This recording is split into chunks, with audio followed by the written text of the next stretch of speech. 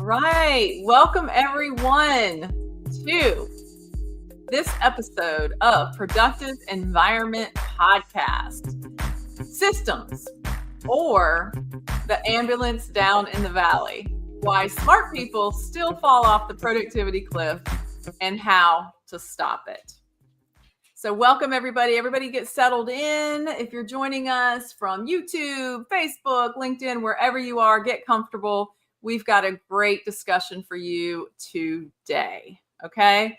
So at our recent retreat, let's go ahead and take the title slide off and we'll just have a cup of coffee. I've got my coffee. Barbara, do you have any coffee? What do you have? Yeah, tea? right here. Coffee? Okay. Everybody grab your coffee. We're gonna chat for a little bit. So we actually are fresh off one of our annual retreats at the beach. So it's Productive Environment Institute retreat at the beach in Carolina Beach, North Carolina, where I live. And we just had the best time. I mean, over the next couple of weeks, we'll share little bits with you of what we did and kind of what came out of that. But today we want to share something from day one of the retreat that was really special. So I want to share that with you. It's a poem that was written in 1895 called The Ambulance Down in the Valley. And it's one of those rare pieces that even though it was written more than a century ago, it feels like it could have been written just for us, for this moment in time. And I want to share it with you. But first, welcome to this episode of PEPTalk, Productive Environment Podcast. I am Andrea Anderson, CEO of Productive Environment Institute. I am joined by... I'm Barbara Hemphill, founder of Productive Environment Institute in Raleigh, North Carolina. I was going to say, and you are in Raleigh, North Carolina. That's right. So Barbara came in from Raleigh, and we had, I think there were probably around 15 of us that came from all over. I think the furthest was Karen Lynch, one of our certified productive environment specialists, came from California, and we had Kathy Music from Illinois, from the Chicago area, and people right here in North Carolina, as well as Florida and some other places. So we just had the best time. But I do want to share this poem with you. I discovered... Before you do that, I didn't tell Andrea I was going to do this, but I want to do this. And that is, I want to just say this retreat was one of my dreams come true, because I dreamed when I started my business. I started 47 years ago, but when I'd been in it about 20 years, I really wanted a company that would exist when I was gone. And next month I'll be 79 years old. And it's like, okay, I know I plan to live to be a long time, but well, with the retreat, I had no idea what was going to happen. Andrea said, show up at 6:00 on Sunday. And that's what I did. And it was so amazing and I was more of a participant than anything else. It was just getting to be present there. But what was also exciting was that while we had people at the retreat, there were clients that we were serving around the world as well. And it just meant the world to me to see that Productive Environment Institute will continue regardless of whether I'm involved. So Andrea, thank you for making my dream come true. Oh, thank you, Barbara. Mine too. It truly was. It just, the format that we did this year was different than we've ever done before. And it was fabulous. And Barbara, thank you, because without you, we wouldn't be here, period. So the legacy that you began over, we're going, I realized in our marketing, we're going to have to change what we say, because we've been saying for over 40 years, ... Now we need to change it to for nearly 50 years, ... because this year was 47 years. So now we're nearly 50 years that Barbara has was a participant in launching the entire organizing and certainly the productivity industry. So yeah, it's been a fun ride. And we just had the best time with our group. In fact, let me share just a couple of pictures with you guys here. We were in a new venue for us, new to us. It was called the Sea Witch in Carolina Beach, North Carolina. And we just had the best setup. And I'm going to share with you a little bit about what we did on day one with these two guys. This is Demetrius and Josh. Josh is blind. He is the one with the toboggan on his head, and he's an entrepreneur. And Demetrius and Josh are workout partners. So I'll come back to some of those pictures here in a minute, but they're training partners. And I want to share with you how they are relevant to what we do. First of all, Demetrius has been part of our PEI team for about 15 years. In fact, he launched his business DFit based on Barbara's 5-step productive environment process. So let's get into this poem. So I first discovered this poem, The Ambulance Down in the Valley, over 30 years ago when I worked in the field of family preservation. We worked with the concept of family systems. Systems is a key word here. And we helped families create systems aimed at prevention. Okay, so to prevent a child from being removed from their home specifically. And I'd like you to listen and notice what this poem stirs in you, the pictures it paints for you, the feelings that come up, the parallels that you might see in your own life and work. So let's begin. It's called The Ambulance Down in the Valley by Joseph Mullins from 1895. 'Twas a dangerous cliff, as they freely confessed, though to walk near its crest was so pleasant. But over its terrible edge there had slipped a duke and full many a peasant. So the people said something would have to be done, but their projects did not at all tally. Some said an ambulance down. I'm sorry, I just got that. Okay, sorry. But their projects did not at all tally. Some said put a fence round the edge of the cliff. Some an ambulance down in the valley. But the cry for the ambulance carried the day, for it spread through the neighboring city. A fence may be useful or not, it is true, but each heart became brimful of pity for those who had slipped over that dangerous cliff, and the dwellers in highway and alley gave pounds and gave pence not to put up a fence, but an ambulance down in the valley. For the cliff is all right if you're careful, they said, and if folks even slip and are dropping, it isn't the slipping that hurts them so much as the shock down below when they're stopping.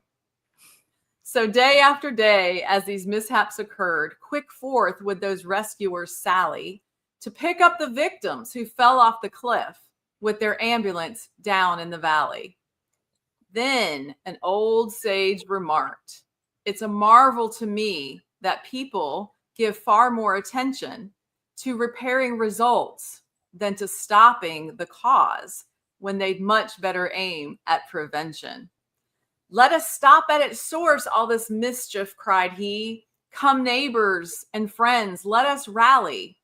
If the cliff we will fence, we might almost dispense with the ambulance down in the valley."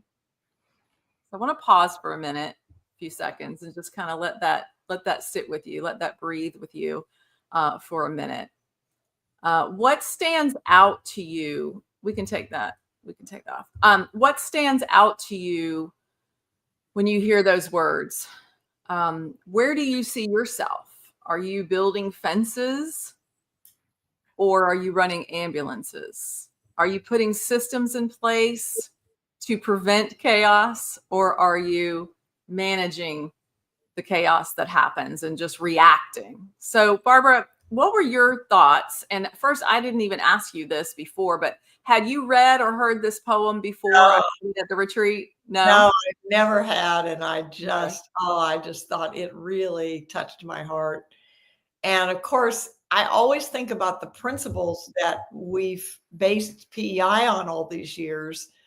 And the one that we talk about a lot is pay me now or pay me later.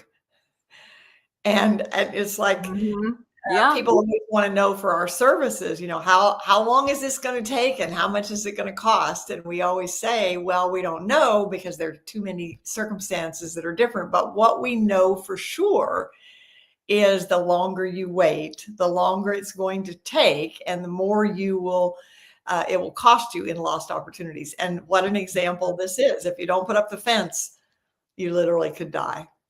Yeah, absolutely. So I was thinking about this as I was preparing for the retreat, and I realized that this poem is just as relevant to my work at Productive Environment Institute as it was to my work with the Institute for Family-Centered Services. They are both about systems, right? And so our mission is to help people build fences at the top of the hill, the systems, the habits, the routines, and the rhythms that prevent chaos, rather than constantly sending ambulances down to rescue what's fallen apart. So we designed our week at the retreat around 5 guiding principles. And Kathy, let me share this because it's totally relevant. She said, I view it as being proactive versus reactive. Absolutely right. Proactive versus reactive. Spot on. So in fact, principle number 1 is prevention over reaction. Build the fence before the fall. Put those systems in place so you're not always, if you always feel like you're running to catch up, you're always trying to catch up. That just means you need a fence. You need some systems in place. Okay. And when I say systems, this is principle number 2, systems, not Band-Aids. Okay. For those of you that are part of our community, your SOAR board, systemize, organize, action, and reference. Your SOAR board is a system, not a Band-Aid.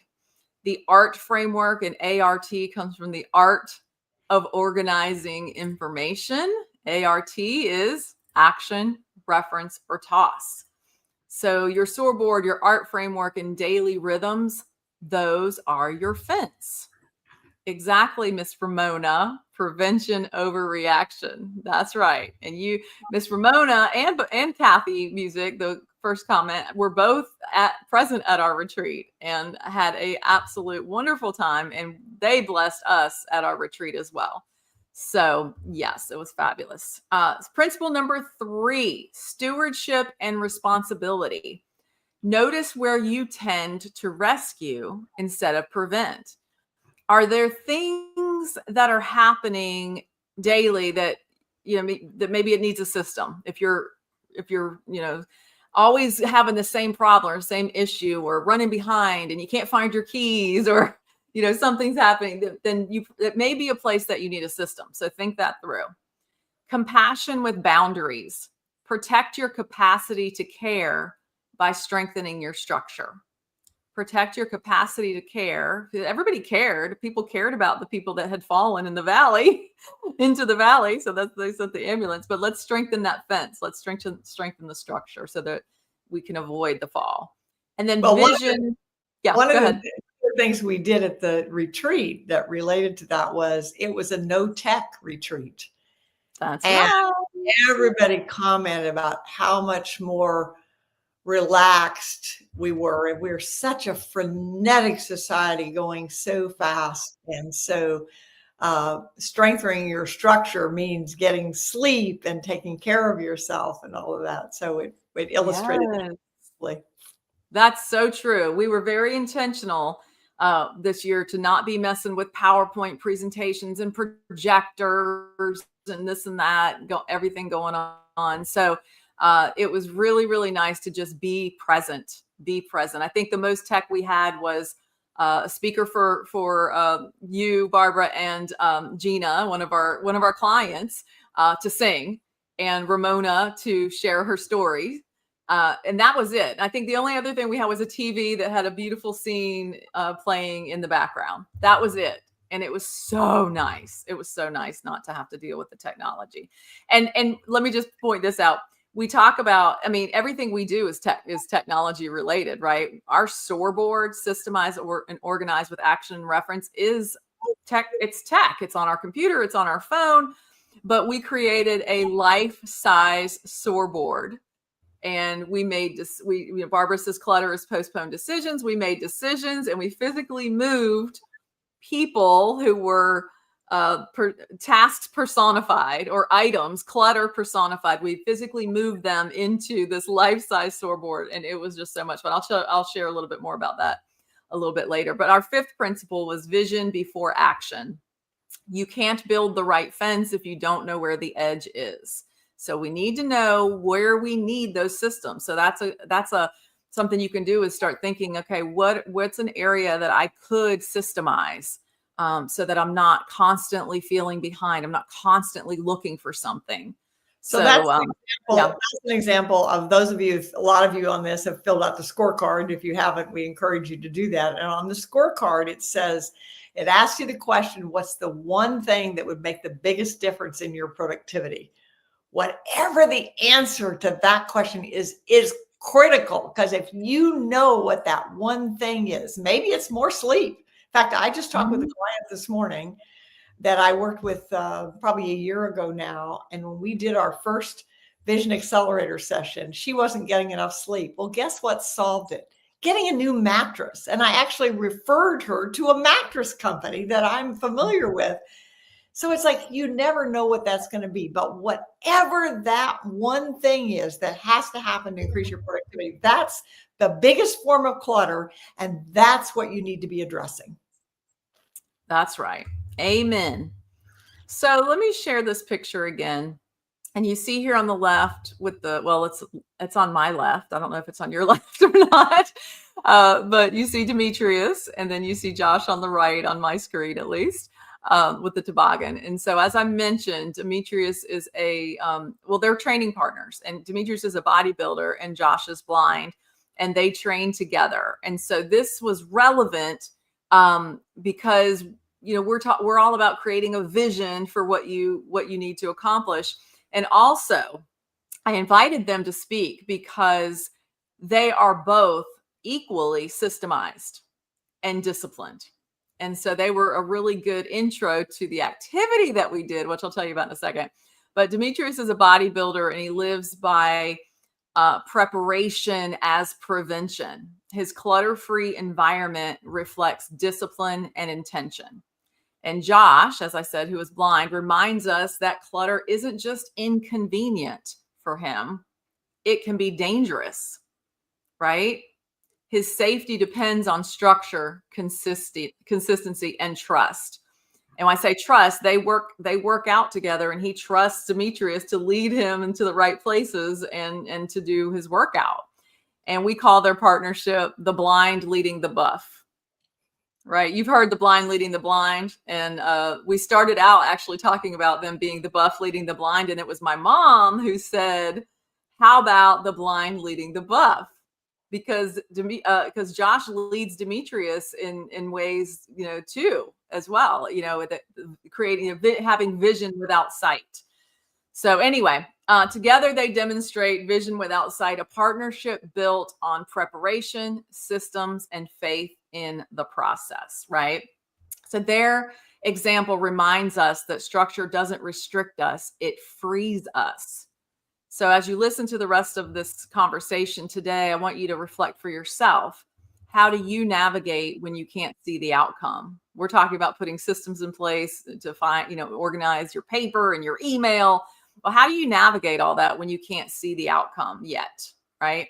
And where could teamwork, preparation, or prevention bring you greater peace and freedom? So give that some thought. And Barbara, do you want to chime in on that? No, let's go on to the next one. I want to share about the blindfold experience. All right.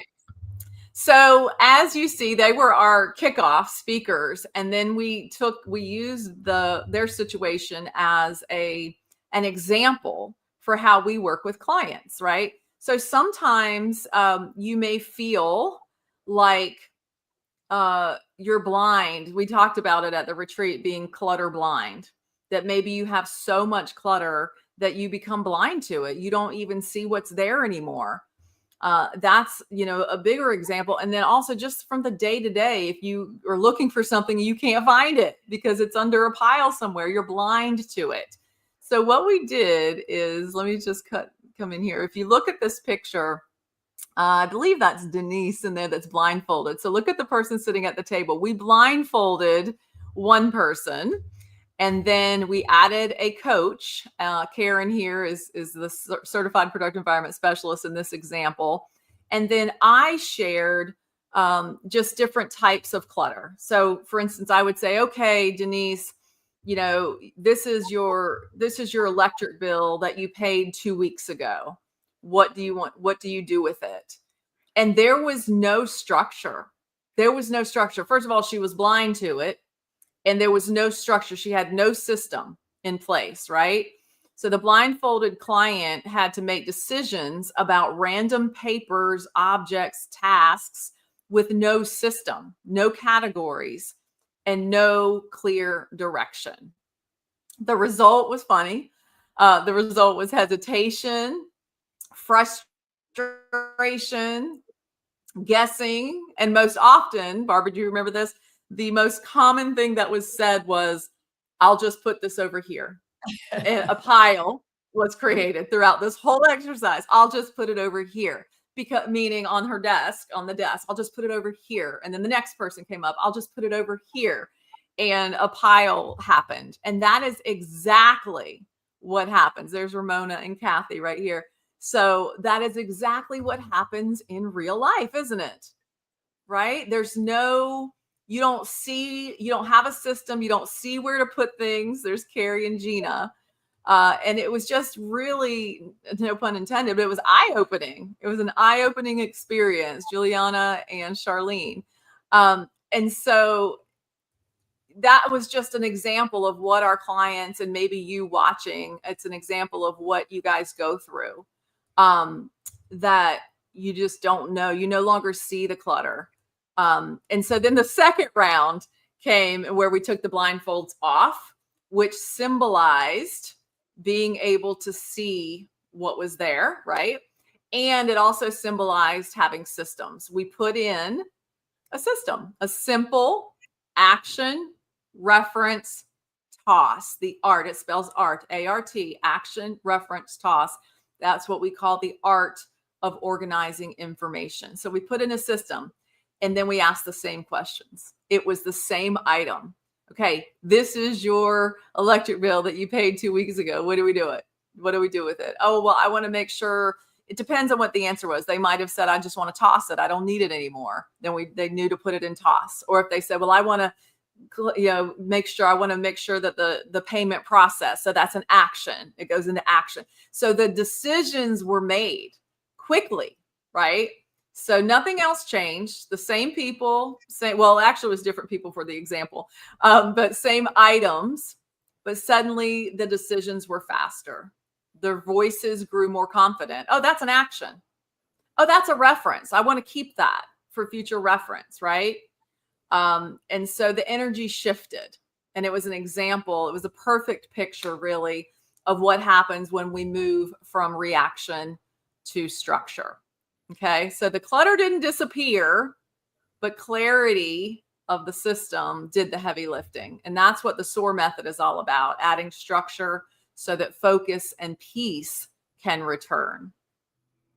So that illustrated several, again, principles. One of the things we always say, and Andrea, you introduced this to me 15 years ago when we started working, was clutters postpone decisions, but it's not enough to make the decision. You have to have a way to implement the decision. So if somebody picked up this utility bill and said, okay, I want to do this with it on such and such a day, well, it's like, okay, fine, but where is it going to go so that happens? And for most people, it's on the pile somewhere, and then it doesn't show up at the right thing. But the other question is the art, because in this exercise, as we were in the group time, not everybody had the same answer.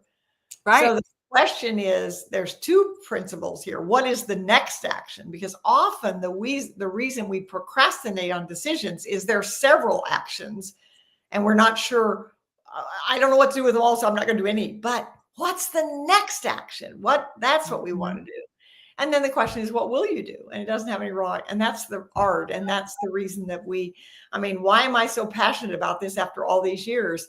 Because God did not create any two people or any two organizations together. And so every day is a new day, and it really lightens the load for people so they can accomplish their work and enjoy their lives. That's right. That's right. So as we debriefed at the retreat, the takeaways were clear. First of all of the people that actually went through the exercise, they were very smart people. They are professionals. They're very smart people. But it's an example of that. Without structure, even smart people freeze or overthink. So if there's no structure in your space at all, it's like, what do we do with this? It takes too long to figure out. So I'll just put it over here, right? Or we overthink it. with structure, decision fatigue disappears. Okay. And the third was trust grows in yourself and in the system. The more you use your new system, the more you trust it. And the trust grows and it helps you to accomplish your work and enjoy your life. So those lessons certainly apply everywhere, in our offices, in our inboxes, our homes, and our calendars. So that's why we focus at Productive Environment Institute. We focus on systems like the SOAR Board, systemize and organize with action and reference, to organize your tasks, your time, things you want to keep for future reference, pretty much your life. The SOAR Board is a tool to help you really organize your life so that you can find anything that you filed, whether it's online or offline, in seconds.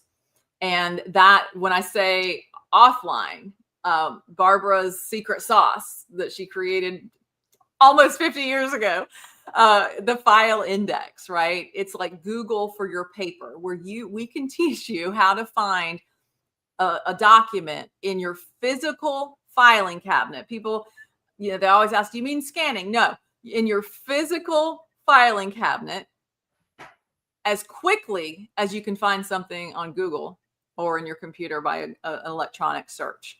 Okay, so that is a system that we teach that nobody else teaches, and it's pretty amazing. So that's a tool, that's a system.